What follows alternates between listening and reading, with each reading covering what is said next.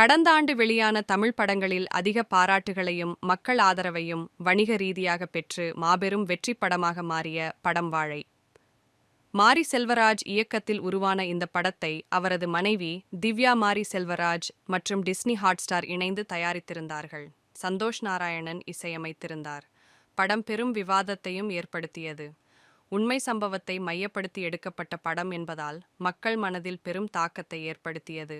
இந்த படத்தின் கிளைமாக்ஸ் காட்சியை மாரி செல்வராஜ் படமாக்க பெரும் சிரமத்தை எதிர்கொண்டுள்ளார். மேலும் எக்காரணம் கொண்டும் இந்த படத்தை தனது பெற்றோர்கள் பார்த்துவிடக்கூடாது என்பதில் உறுதியாகவும் இருந்துள்ளார். கிளைமாக்ஸ் காட்சியை படமாக்கி முடித்த பின்னர் சுமார் 10 நாட்கள் மருத்துவமனையில் அனுமதிக்கப்பட்டுள்ளார்.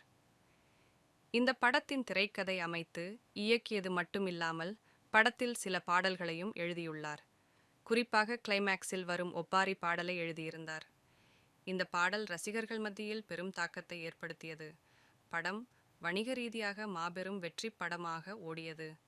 திரைத்துறையைச் சேர்ந்த பல இயக்குனர்கள், நடிகர்கள், பிரபலங்கள் என பலரும் படத்தை பாராட்டினார்கள். இயக்குனர் பாலா தொடங்கி பலரும் படம் பார்த்துவிட்டு அழுதார்கள். இப்படியான நிலையில் படம் பாராட்டுகளை பெற்றது. படம் பல விருதுகளை குவிக்கும் என எதிர்பார்க்கப்படுகிறது. குறிப்பாக படத்தில் சிவனைந்தான் என்ற கதாபாத்திரத்தில் நடித்திருந்த சிறுவனை பலரும் பாராட்டினார்கள். இந்நிலையில் மாரி செல்வராஜ்க்கு அண்மையில் விருது வழங்கப்பட்டது. அந்த நிகழ்வில் அவருக்கு இன்ப அதிர்ச்சி கொடுக்கும் விதமாக வாழை படத்தில் நடித்த 2 சிறுவர்களும் வரவழைக்கப்பட்டிருந்தார்கள்.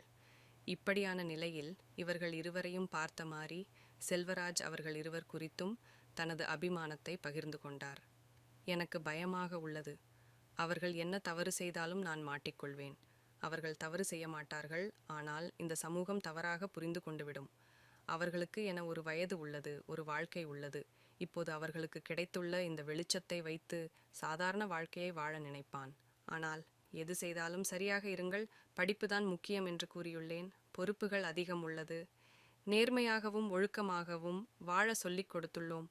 அந்த வாழ்க்கையை வாழ கஷ்டப்படுகிறார்கள். ஏண்டா வாழை படத்தில் நடித்தோம் என வருத்தப்பட்டு கொண்டு உள்ளார்கள்.